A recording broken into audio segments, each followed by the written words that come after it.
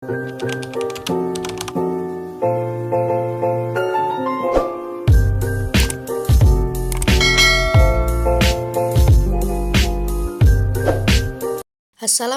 warahmatullahi wabarakatuh. Saya Caca Arinunati dengan NIM 210110101117 dari Prodi Ekonomi Pembangunan, Fakultas Ekonomi dan Bisnis, Universitas Syah Kuala. Baik, di sini saya akan mempresentasikan tentang teori penawaran uang. Nah, di sini saya akan menjelaskan tentang pengertian penawaran uang. Penawaran uang dapat diartikan sebagai jumlah uang kartal dan uang giral yang beredar pada masyarakat. Lalu, ada konsep penawaran uang. Uang adalah segala sesuatu yang dapat kita pakai dan diterima umum untuk melakukan berbagai macam transaksi ekonomi atau pembayaran. Contohnya seperti pembelian barang dan jasa, pelunasan hutang, investasi, dan sebagainya. Nah, konsep penawaran uang terkait dengan kebijakan moneter ini yaitu kebijakan yang bertujuan untuk mengatur jumlah uang yang beredar. Dengan demikian, penawaran uang dikendalikan sepenuhnya oleh bank sentral. Selanjutnya, di sini ada faktor yang mempengaruhi penawaran uang. Di sini saya akan menjelaskan satu persatu apa itu faktor yang mempengaruhi penawaran uang. Yang pertama adalah tingkat inflasi. Inflasi dapat disebabkan oleh dua hal, yaitu yang pertama tarikan permintaan dan yang kedua adalah tekanan produksi atau distribusi. Yang kedua ada tingkat bunga. Bunga merupakan imbal jasa atas pinjaman uang. Imbal jasa ini merupakan suatu kompensasi kepada pemberi pinjaman atas manfaat ke depan dari uang pinjaman tersebut apabila diinvestasikan. Nah, tingkat bunga ini juga adalah faktor utama yang mempengaruhi jumlah uang yang beredar dalam perekonomian. Tingginya tingkat bunga menyebabkan biaya produksi meningkat, yang pada gilirannya menyebabkan dunia usaha menjadi lesu. Yang ketiga, ada tingkat produksi dan pendapatan nasional. Di sini, permintaan agregat menunjukkan hubungan antara keseluruhan permintaan terhadap barang-barang dan jasa sesuai dengan tingkat harganya. Permintaan agregat adalah suatu daftar dari keseluruhan barang dan jasa yang akan dibeli oleh sektor-sektor ekonomi pada berbagai tingkat harga. Nah, sedangkan penawaran agregat adalah menunjukkan hubungan antara keseluruhan penawaran barang-barang dan jasa yang ditawarkan oleh perusahaan-perusahaan dengan tingkat harga tertentu. Nah, konsumsi ini merupakan salah satu faktor yang mempengaruhi pendapatan nasional jika terjadi perubahan permintaan atau penawaran agregat. Maka, perubahan tersebut akan menimbulkan perubahan-perubahan pada tingkat harga. Nah, adapun yang keempat, kondisi kesehatan dunia perbankan. Bank Indonesia kan bertugas sebagai leader of the last resort, artinya mengelola krisis guna menghindari terjadinya ketidakstabilan sistem keuangan. Nah, sebagai leader of the last resort, BI berkewajiban membantu bank umum dalam hal pinjaman dana. Semakin tinggi tingkat diskonto, maka semakin sedikit uang yang dapat dipinjam oleh bank umum, sehingga penawaran uang berkurang, begitupun sebaliknya. Dan yang terakhir ada nilai tukar rupiah. Di sini, jika nilai tukar rupiah menurun, pemerintah akan menurunkan jumlah rupiah yang beredar, sehingga sesuai hukum keseimbangan permintaan dan penawaran, tingkat bunga akan naik dan nilai rupiah pun terangkat. Nilai tukar yang berdasarkan pada kekuatan pasar akan selalu berubah di setiap kali nilai-nilai salah satu dari dua komponen mata uang berubah.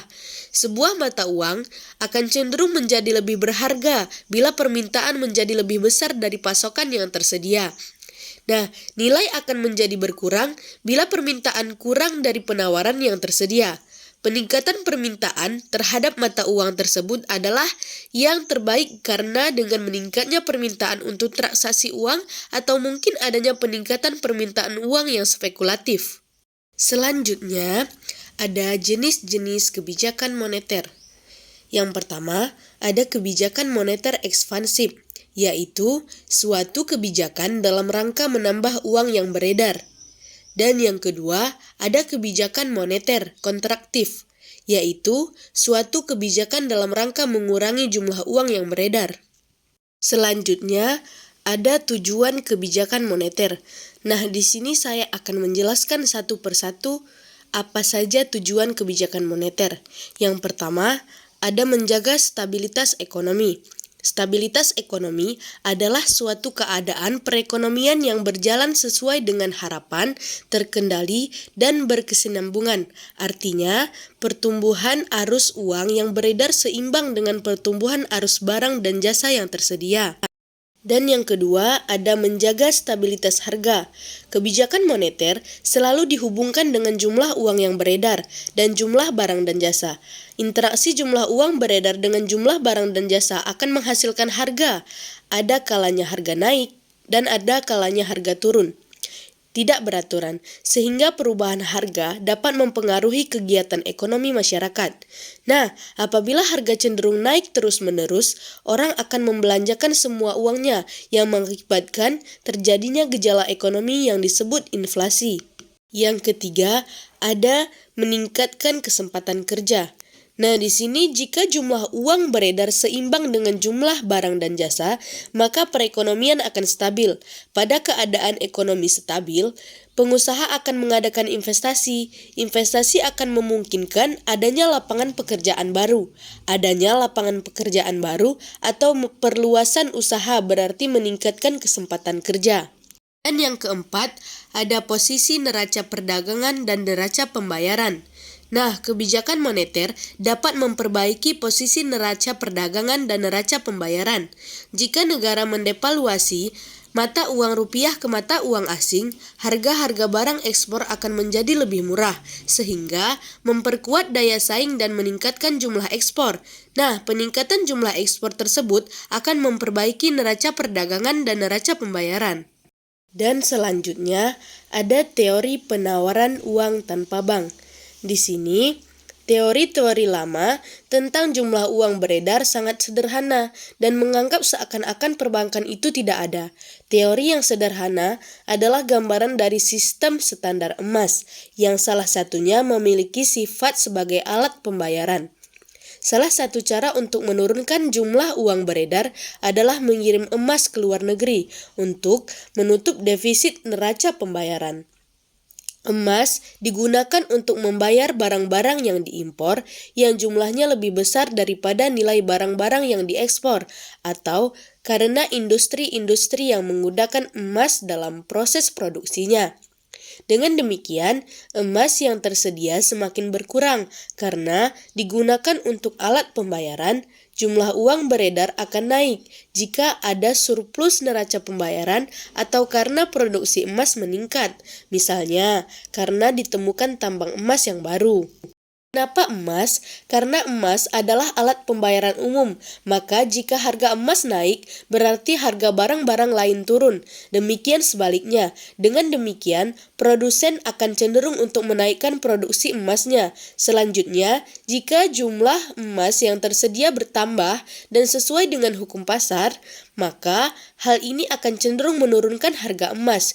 Jika harga emas turun dan harga barang-barang akan naik, maka produksi emas cenderung berkurang atau bahkan berhenti. Jadi, dalam kondisi tersebut, maka penawaran uang secara otomatis akan menyesuaikan diri dengan permintaan akan uang, sehingga harga emas secara otomatis selalu mencapai kestabilannya.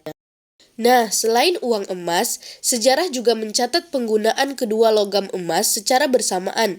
Penggunaan dua mata uang tersebut juga menganut mekanisme pasar, sehingga kestabilannya akan terjaga. Salah satu dalil yang menyoroti masalah ini adalah dalil Gresham atau Gresham Law, yang menyatakan bahwa uang logam mulia yang dinilai terlalu tinggi dibanding biaya produksi akan cenderung menggeser uang lainnya yang digunakan sebagai alat pembayaran. Pernyataan tersebut dikenal dengan istilah bad money drives out good money. Dan selanjutnya ada teori penawaran uang modern. Nah, dalam perekonomian modern ini, sumber dari terciptanya uang yang beredar adalah otoritas moneter atau pemerintah dan bank sentral, serta lembaga keuangan. Otoritas moneter merupakan pemasok uang inti dan uang primer, sedangkan lembaga keuangan atau perbankan merupakan pemasok uang sekunder masyarakat. Pasar uang itu sendiri terdiri dari dua subpasar, yaitu subpasar uang primer dan subpasar uang sekunder. Meskipun masing-masing mempunyai permintaan dan penawarannya, namun keduanya sub tersebut sangat erat berhubungan satu sama lain. Subpasar uang primer bersifat lebih fundamental, karena uang sekunder atau giral hanya bisa tumbuh apabila ada uang primer. Proses terciptanya uang beredar merupakan proses pasar, artinya hasil interaksi antara permintaan dan penawaran, bukan sekedar percetakan uang atau suatu keputusan pemerintah semata. Nah, apabila suatu waktu permintaan akan uang inti tidak sesuai dengan penawaran uang, maka para pelaku dalam pasar uang asing akan melakukan penyesuaian berupa tindakan-tindakan di subpasar uang, sehingga akhirnya terjadi keseimbangan antara permintaan dan penawaran. Lalu, jika posisi keseimbangan belum tercapai, maka akan terus terjadi proses penyesuaian berupa tindakan-tindakan oleh pelaku pasar uang. Nah, tindakan-tindakan tersebut berupa usaha dari para pelaku pasar untuk mengubah struktur atau komposisi dari kekayaan yang ia pegang, menuju ke arah struktur dan komposisi yang ia inginkan. Nah, tindakan tersebut akan mempengaruhi permintaan dan penawaran uang dan akan berhenti dilakukan apabila semua pelaku dalam pasar uang telah puas dengan struktur dan komposisi neraca yang mereka punya. Nah, proses penyesuaian komposisi neraca dinamakan proses penyesuaian portofolio atau portfolio adjustment. Selanjutnya, ada kurva penawaran uang. Nah, jumlah uang yang beredar dalam perekonomian ditentukan oleh pemerintah melalui bank sentral dan jumlahnya tetap dalam jangka pendek. Nah, adapun kurva penawaran uang bisa kita lihat pada gambar di samping. Di situ bisa kita lihat adanya perubahan suku bunga tidak mempengaruhi jumlah uang yang beredar. Dan yang selanjutnya, pergeseran kurva penawaran uang.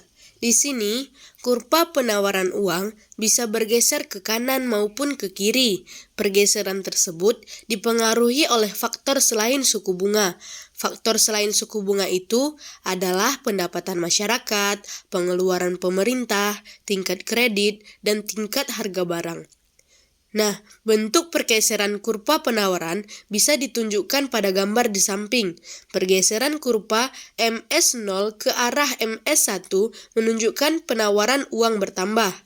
Namun, jika kurva MS0 ke arah MS2, itu artinya jumlah uang beredar mengalami penurunan.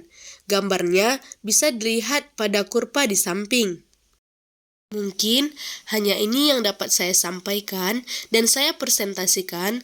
Lebih dan kurang saya mohon maaf. Saya akhiri dengan wassalamualaikum warahmatullahi wabarakatuh.